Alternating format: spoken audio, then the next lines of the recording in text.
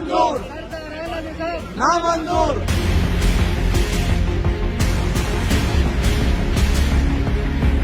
सूबे के लिए जो मरने का मकाम है कि वो इस सीट पर वो लोग बैठे हैं जो सूबे के अंदर बिगाड़ पैदा कर रहे हैं, जो किसी को माइनॉरिटी कह रहे हैं।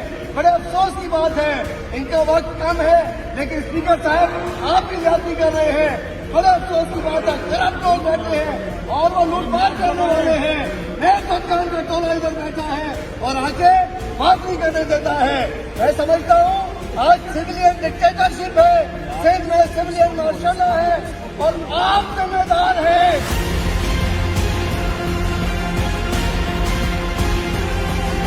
कातिल, ये संविधान सियाल के कातिल, ये नाजिम चौकियों के कातिल ये क्या कर रहे हैं?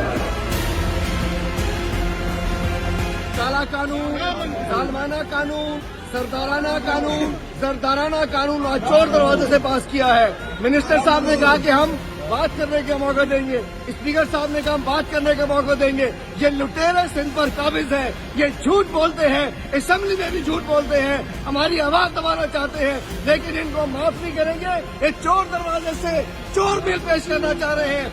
बिट्टो निजाम आने चाहिए था, सिंध दुश्मन निजाम आने चाहिए था, सरदारी कानून आने चाहिए था, सरदारी कानून आने चाहिए था, बाजारी कानून आने चाहिए था। ना इस बाजारी कानून को मानते हैं, ना सरदारी कानून को मानते हैं।